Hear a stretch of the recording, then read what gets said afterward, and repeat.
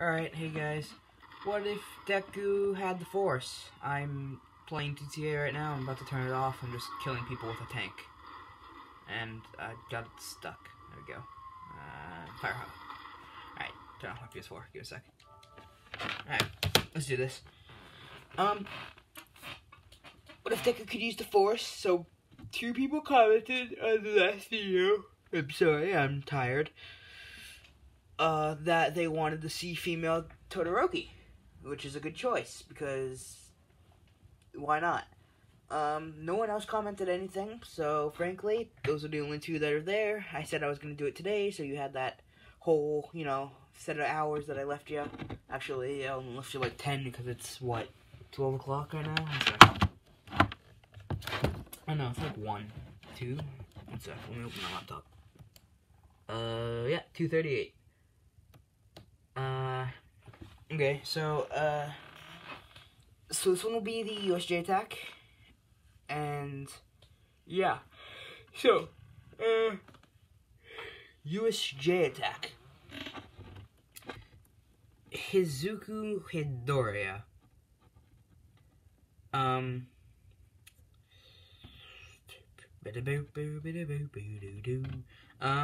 sorry, trying to think of what to do. Okay, well, I started the Uraka ship in the last video, but I'm gonna end it there. They just stay at friend level. They don't go any further. But Todoroki, female Todoroki, yes, of course. Female, haters. Todoroki, female, is sitting in the back of the class, catches Deku's eye. I said I was gonna do this at the end of the tournament, but I'm not going to. Alright, Todoroki is just the end of one day, a couple weeks before, not even a couple weeks, a couple days before the USJ incident. Todoroki is sitting by herself in the cafeteria, like always, and Izuku walks over and sits down next to her. And she doesn't say anything, doesn't really bother her as long as they leave each other alone. And Izuku says, your scar, do you want me to get rid of it? And Todoroki, was like, wait, what? And he goes, well, I can heal physical pain. I wouldn't be able to heal the emotional pain behind it, the tragedy, whatever happens, but I could heal the physical pain if you want me to. She didn't expect that. She goes, I thought you were just going to ask me how I got it. And he goes, I don't care. If it seems like it's something that bothers you, so I wouldn't ask you unless you wanted to tell me. But I did want to ask you if you wanted me to get rid of it. Because she covers it up with her hair, but, people can still see it a little bit. And she goes, no, it's okay. It doesn't bother me anymore. And Izuku realizes that that's a lie, and he goes, well, that's a lie. The pain may not bother you, but the pain of whatever happened does. Memory. As Izuku puts his hand out, and his eyes glow blue, and he starts reading her mind. Because Jedis can do that. Or like what the new trilogy of Star Wars has been doing with Kylo Ren and Rey, where they have this mind link and they force information out of each other, like that. And Izuku sees the whole incident from start to finish. Her dad, technically not him anymore, her dad, her mom, everything. And Izuku starts crying, gentle tears down his face. And she realizes this, and she goes, what'd you do? And he goes, I went through your memories. She goes, without my permission? And he goes, sorry, I just thought I could get to figure out why it's bothering you so much so I could help. And he wipes his eyes away and goes, that's awful. Why would anyone do that to their own family? And, she starts talking a little bit more about her dad. He understands living in the shadow of his parent, but not like that. Not like his dad. His dad was never there for him, but it's not like his dad beat him and forced him to be better. His dad just went off to save people. So he can't really relate that much. Todoroki, you know, she doesn't ask him to take away the scar, so she keeps it, but they do bond over, I guess, the memory of it. Izuku gets, gains a lot more respect for Todoroki. She has someone who she can talk to about how she feels, because, you know, he knows how she feels now, because he literally lived it himself, practically in the first person. He saw everything through Todoroki's own eyes. So, you know, they hang out a little bit more before the USJ, and one day, she breaks down because,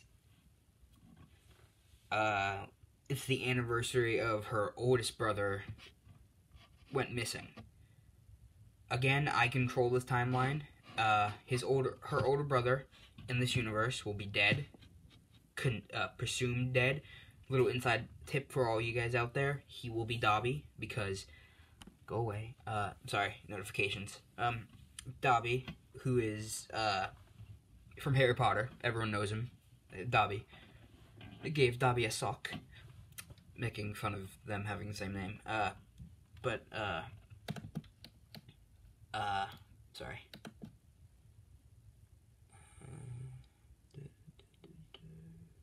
Sorry, reading something, or trying to. Short little message. It's a text message from my mother. Yeah. She, you know, talks to Izuku about her older brother's passing away, and that it's the anniversary of his death, and all that. And, you know, two of them talk about it, and she ends up hugging him, which she didn't even think she was gonna do.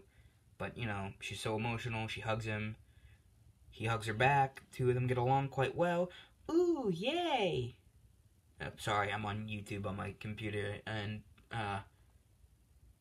Death Battle just released something about Black Canary, so I'm assuming she's the next component on Death Battle. But,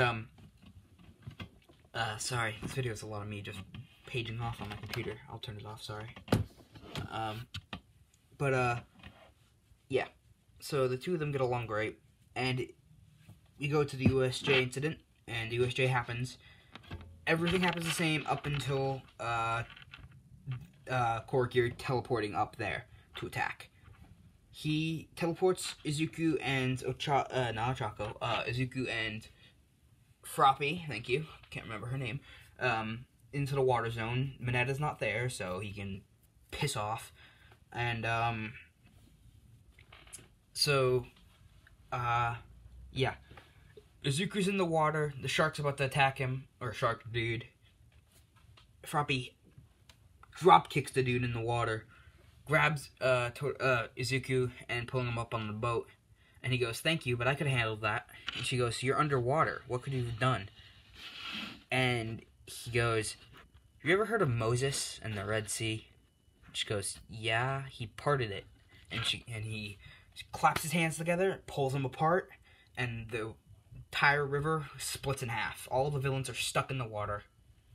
Is that my brother?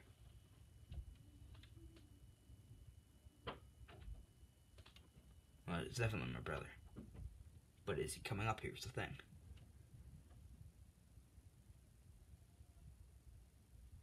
No, he's not, hopefully. Okay, let's continue. Splits the pond or ocean thing they're in, the lake, I guess, apart, and the two of them walk across. The water villains are stuck in the water because he's condensing it so much that it's like trying to swim through jello. They get out of the area, and he drops it, and they all come crashing into the middle. It's a giant wave, and now it's a giant wave pool, and they're just going back and forth in the water. And the villains are all unconscious because they crashed around. Some of them hit the boat hit them. Either way, the villains are taken out that fast. Izuku's OP. As he continues walking, they see Shigaraki holding Eraserhead's elbow, and Izuku sees it start to fall apart, and Izuku does a force push sliding Todoroki, not Todoroki, Shigaraki sliding back, and Izuku runs over to Aizawa. Froppy jumps over to them, and the three of them are being surrounded by villains who are left because there are a couple villains still around. And Shigaraki says, "Nomu, take him." Nomu rockets over, about to hit Aizawa to the face, and Izuku turns around using Force Slow to slow Nomu down so much that his punch would normally be a blur. It's barely moving. It's like if you were to put your arm out in a punch position and just stand there. And Izuku uses Force Push to push the Nomu back. He goes back like 3 feet as his feet dig into the ground, stopping him. He runs at Izuku in slow motion, who uses Force Lightning, which fries the Nomu's skin, but with Super Regeneration it heals. Aizawa erases the Nomu's quirk, and Izuku does it again, Force Lightning. But the Nomu Force Slow wears off, and the Nomu's fist collides with Aizawa's cheek, sending him into the ground. But it wasn't as strong because it took away most of its momentum, so it was like a normal punch from a normal person.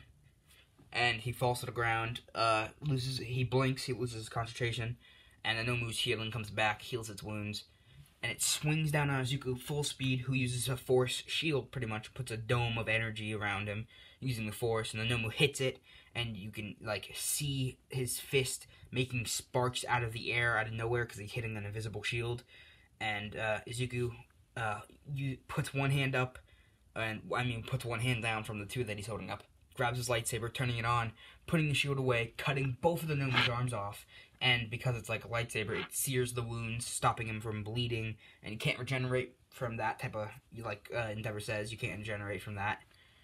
So the Nomu has no arms anymore. Nomu goes to bite down, and Izuku does 2 strikes to the head, cutting its arms off and its head off. Both its arms and shoulders pop off, so like he did an X across your chest. And that went all the way through, severing it into 4 separate pieces. Both the arms fall off, and the head, and then the hips and everything fall to the ground. Ida just gets out and goes to call All Might. Bakugo drops down a little head of time because he's Bakugo. Todoroki is actually concerned for someone other than herself, because her new friend, her only friend, Izuku, or she considers a friend. I don't know if they would consider each other friends. I'm pretty sure Izuku would consider her friend too. Is in trouble, and she has to make sure he's okay. She comes flying down, and they just see the Nomu just standing there, and it splits apart and falls to the ground. Bakugo goes, "Aw, I wanted the big one." Todoroki's just, happy to see that Izuku's okay. Shigaraki charges at Izuku, who's not paying attention as he's putting his lightsaber away, and he grabs Izuku's shoulder, starting to disintegrate it. Izuku turns around using Force, push Shigaraki, who comes flying backwards, and Aizawa kicks him in the back of the head, laying him out on the ground. Kurogiri sees that Nomu's been destroyed, the kid got away, and heroes will be coming for backup, and that Shigaraki's being overwhelmed by group. So he teleports him and Shigaraki out of there immediately. 13 is still hurt, but not as bad, because, she is as bad. Aizawa is not as badly hurt. His eye does have bruising around it, so he has a black eye, but it's not permanently damaged. And his arm, Izuku or Recover Girl can heal it, but Izuku's using the Force to heal his arm right now, his shoulder, because his shoulder looks like Aizawa's elbow did. So he's using it, and his skin starts to repair itself, and his arm's all fine. He asks Aizawa if he wants him to do it too, and Aizawa says he'll be fine. Recover Girl can handle it. Just go help the other students, see if any of them need it, because Aizawa's a G like that. Sorry, messing with stuff. Yeah, that's the USJ. Very fast, 14 minutes of USJ. And we'll do another quick little thing with Todoroki and Izuku getting along. It was very fast. All Might wasn't even there by the time the Nomu was defeated, because Izuku's that powerful, and plus a lightsaber is like, if you know how to use any sword and you're given a lightsaber, you'd immediately become the most dangerous weapon in the world.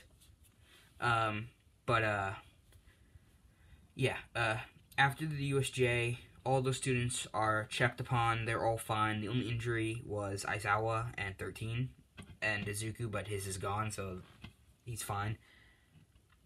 Aizawa will make a full recovery, and so will 13. The kids are relieved to hear that.